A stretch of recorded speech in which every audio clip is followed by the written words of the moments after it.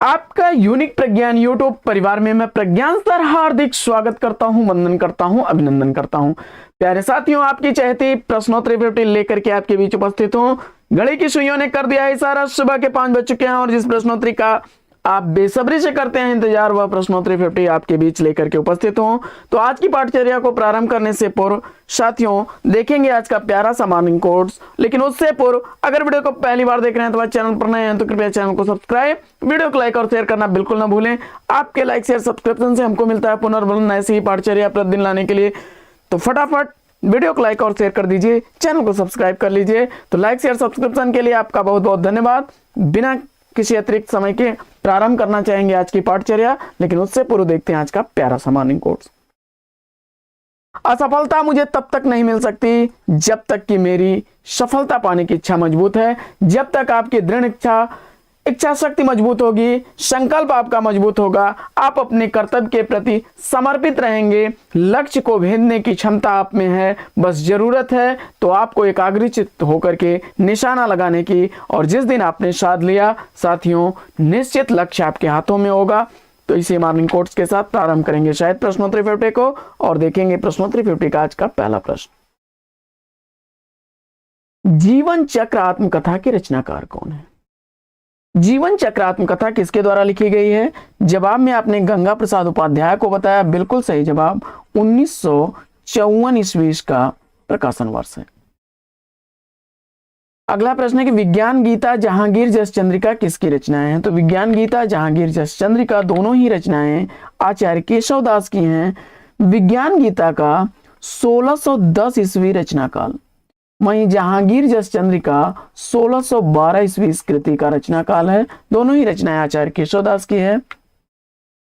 शमशेर कवियों के कवि हैं, यह कथन किस विद्वान का है? शमशेर कवियों के कवि हैं, यह कथन अज्ञेय का है शमशेर के संदर्भ में। अगला प्रश्न, प्रश्न संख्या 4। प्रश्न संख्या 4 है कि मोहनदास गिरिराज किशोर के किस उपन्यास का पात्र है? मोहनदास गिरिराज किशोर द्वारा लिखे गए पहला गिरमिटिया उपन्यास का पात्र है। 1999 ईस्वी का प्रकाशन वर्ष है। गांधी जी के जीवन पर लिखा गया है पहला गिरमिटिया उपन्यास गिरिराज किशोर का। अगला प्रश्न है प्रश्न संख्या 5 की जाति एक विमर्श आलोचनात्मक कृति के रचनाकार कौन है? तो जाति एक विमर्श आलोचनात्मक रचना जयप्रकाश करदम की रचना है और 1999 ईस्वी इस रचना का प्रकाशन वर्ष है। अगला प्रश्न है कि प्रबंध प्रभाकर मेरे निबंध निबंधों के निबंधकार कौन है? प्रबंध प्रभाकर मेरे निबंध निबंध बाबू गुलाब राय द्वारा लिखे गए निबंध हैं और 1954 ईस्वी प्रबंध प्रभाकर का मेरे निबंध 1955 ईस्वी के प्रकाशित निबंध है। बच्चन के विशिष्ट पत्र संकलन के संकलनकर्ता कौन है? तो बच्चन के विशिष्ट पत्र संकलन चंद्रदेव सिंह का है और 1984 ईस्वी का प्रकाशन वर्ष है।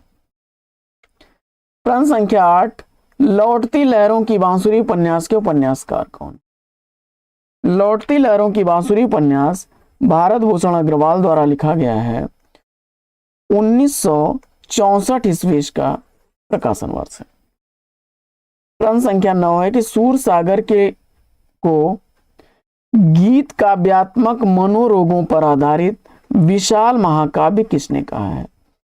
सूर सागर तो सूरदास द्वारा लिखा गया है।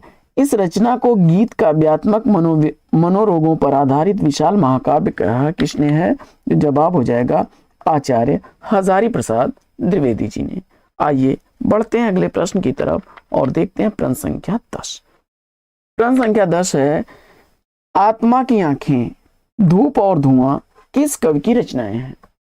आत्मा की आंखें, धूप और धुआं रामधारी सिंह दिनकर की रचनाएं हैं। आत्मा की आंखें 1964 ईस्वी की प्रकाशित रचना है, जबकि धूप और धुआं 1951 ईस्वी की प्रकाशित रचना है। अगला प्रश्न है कि अमीर खुसरो को अवधी भाषा का प्रथम कवि किसने कहा है? अमीर खुसरो को अवधी भाषा का प्रथम कवि रामकुमार वर्मा जी ने कहा है। अगला प्रश्न है कि लीलाधर जगुड़ी को सरस्वती सम्मान किस वर्ष मिला? लीलाधर जगुड़ी को सरस्वती सम्मान से सम्मानित किया गया था 1997 ईस्वी में उनकी काव्य कृति नाटक जारी है के लिए। डॉक्टर बच्चन सिंह के अनुसार हिंदी की प्रथम कहानी कौन सी है? डॉक्टर बच्चन सिंह ने हिंदी की पहली कहानी प्रणयनी परिणय को माना है 1887 ईस्वी। इस कहानी का प्रकाशन वर्ष किशोरीलाल गोस्वामी द्वारा लिखी गई यह कहानी है। प्रश्न संख्या 14, मैथिली शरण गुप्त जी को सामंजस्यवादी कवि किसने कहा है? मैथिली शरण गुप्त जी को सामंजस्यवादी कवि कहने वाले आचार्य रामचंद्र शुक्ल जी हैं। अगला प्रश्न है कि रामचंद्रिका को छंदों का अजायब घर किसने कहा है? रामचंद्रिका को छंदों का अजायब घर कहने वाले रामस्वरूप चतुर्वेदी हैं। प्रश्न संख्या 16, सर्वप्रथम हिंदी को विशुद्ध नीति काव्य की रचना किसने माना है? सर्वप्रथम हिंदी को विशुद्ध नीति काव्य की रचना मानने वाले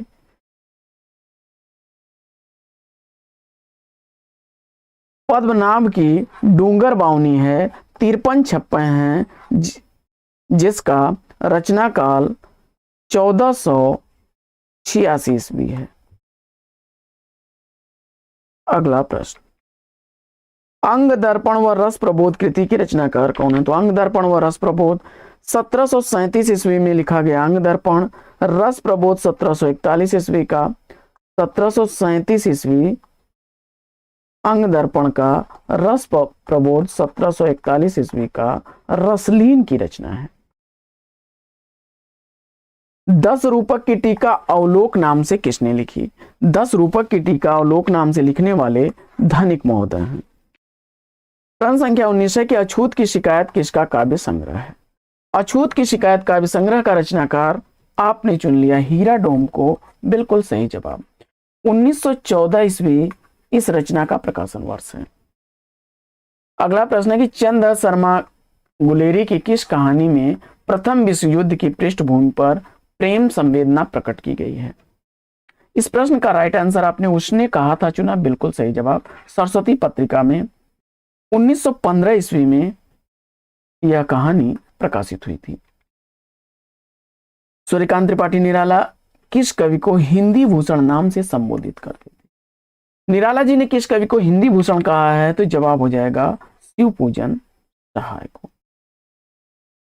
अगला प्रश्न है कि मैं इनसे मिला साक्षात्कार के संपादक कौन है? मैं इनसे मिला यह साक्षात्कार पद्म सिंह शर्मा द्वारा लिखा गया 1955 ईस्वी का प्रकाशित साक्षात्कार है। अपने अपने पिंजरे आत्मकथा के लेखक कौन है? काफी चर्चित आत्मकथा है, मोस्ट इंपॉर्टेंट मान लीजिए आप, कई बार रिपीट हुई है। और मोहनदास नैमिषराय इसका जवाब बता करके आपने बिल्कुल सही जवाब दिया। 1955 ईस्वी की प्रकाशित यह आत्मकथा है दलित विमर्श की। विजयपाल रासो के रचनाकार कौन है? विजयपाल रासो नल सिंह की लिखी गई रचना है, 1543 ईस्वी इस कृति का रचनाकार है। प्रश्न संख्या 25 है कि गोरखबानी के संपादक कौन है? डॉक्टर पीताम्बर दत्त बड़तवाल ने गोरखनाथ की रचनाओं को गोरखबानी नाम से संपादित किया। जय भारत विष्णु प्रिया का कृतियों के रचनाकार कौन है? काफी चर्चित रचनाएं हैं मैथिली शरण गुप्त की। जय भारत का प्रकाशन वर्ष 1952 ईस्वी है। विष्णु प्रिया 1957 ईस्वी की प्रकाशित रचना है। कृष्णायन महाकाव्य के रचनाकार कौन है? कृष्णायन महाकाव्य लिखा गया है द्वारिका प्रसाद मिश्र द्वारा, 1943 ईस्वी का प्रकाशन वर्ष है। अगला प्रश्न है कि दुलाई वाली कहानी के कहानीकार कौन है? दुलाई वाली कहानी बंग महिला राजेंद्र वाला घोष द्वारा लिखी गई कहानी है, 1907 ईस्वी कहानी का प्रकाशन वर्ष है। अगला प्रश्न है कि तुलसीदास को उत्प्रेक्षाओं का बादशाह किसने कहा था? तुलसीदास को उत्प्रेक्षाओं का बादशाह डॉक्टर उदय भानु सिंह ने कहा है। प्रश्न संख्या 30 है कि हिंदी साहित्य का ओझल नारी इतिहास किसकी रचना है? हिंदी साहित्य का ओझल नारी इतिहास नीरजा माधव की रचना है, 2013 ईस्वी का प्रकाशन वर्ष है। अगला प्रश्न है कि सर्वप्रथम नुक्ता लगाने का चिन्ह किसने प्रारंभ किया? तो सर्वप्रथम नुक्ता लगाने का चिन्ह राजा शिव प्रसाद सितारे हिंद ने प्रारंभ किया। अगला प्रश्न है कि लक्ष्मी नारायण लाल के अनुसार हिंदी की प्रथम कहानी कौन सी है? लक्ष्मी नारायण लाल जी के अनुसार हिंदी की प्रथम कहानी 11 वर्ष का समय है, रामचंद्र शुक्ल द्वारा लिखी गई 1903 ईस्वी की प्रकाशित यह कहानी है। ज्यादा अपनी कम पराई किस विधा की रचना है? ज्यादा अपनी कम पराई डायरी विधा की रचना है उपेंद्र नाथ हस्क द्वारा लिखी गई है और इस डायरी का प्रकाशन वर्ष 1959 ईस्वी है। अगला प्रश्न है कि मैथिली शरण गुप्त की किस कृति को डॉक्टर नगेंद्र ने जनवादी काव्य कहा है? डॉक्टर नगेंद्र ने मैथिली शरण गुप्त की किस रचना को जनवादी काव्य कहा? तो जवाब हो जाएगा साकेत को। अगला प्रश्न है कि वियोगी हरि ने नंददास की किस रचना को हिंदी का गीत गोविंद कहा है? वियोगी हरि ने नंददास की किस रचना को हिंदी का गीत गोविंद कहा है? जवाब हो जाएगा रास पंचाध्यायी को। अगला प्रश्न है कि सिद्ध सामंत काल की संज्ञा आदिकाल को किसने दी? आदिकाल को सिद्ध सामंत काल कहने वाले राहुल सांकृत्यायन जी हैं। 10 तस्वीरें रेखाचित्र का प्रकाशन वर्ष आपको बताना है। 10 तस्वीरें रेखाचित्र जगदीश चंद्र माथुर द्वारा लिखी गई 1963 ईस्वी की प्रकाशित रेखाचित्र है। प्रश्न संख्या 38 है कि रस गंगाधर में पंडित राज जगन्नाथ ने किस बादशाह की प्रशंसा की है? रस गंगाधर में पंडित राज जगन्नाथ ने शाहजहां की प्रशंसा की है। प्रश्न संख्या 39 है कि इतिहास साक्षी है निबंध के निबंधकार कौन है? इतिहास साक्षी है निबंध डॉक्टर भगवत शरण उपाध्याय द्वारा लिखा गया 1960 ईस्वी का प्रकाशित निबंध है। अगला प्रश्न है कि बरवय रामायण किस भाषा में लिखा गया ग्रंथ है? बरवय रामायण अवधी भाषा में लिखा गया ग्रंथ है। बरवय छंद में 69 इसमें सर्ग हैं, क्षमा करें, बरवय 69 छंद हैं और 7 कांड हैं। 7 कांड हैं, तुलसीदास की रचना है। बरवय रामायण अवधी भाषा में लिखा गया है, 69 बरवे छंद हैं, 7 कांड हैं, तुलसीदास की रचना है। भारत भूषण अग्रवाल किस सप्तक के कवि हैं? भारत भूषण अग्रवाल जी तार सप्तक यानी पहले सप्तक के कवि हैं। पहला सप्तक तार सप्तक के नाम से जाना जाता है। 1943 ईस्वी में अकील के संपादन में 7 कवियों का समूह तार सप्तक कहलाया।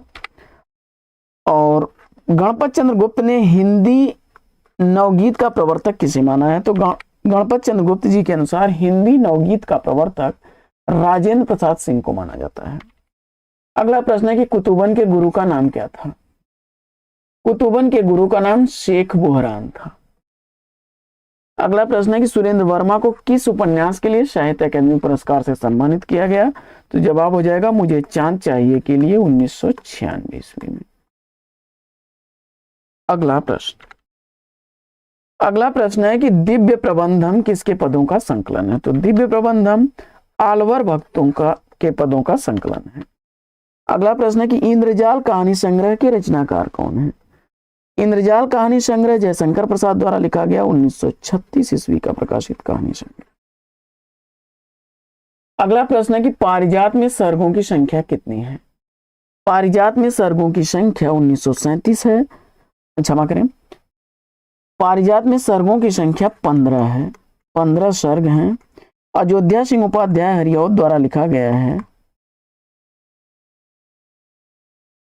अयोध्या सिंह उपाध्याय हरिऔध द्वारा लिखा गया है। 1937 ईस्वी इसका प्रकाशन वर्ष है। नासिरा शर्मा का उपन्यास भी है पारिजात।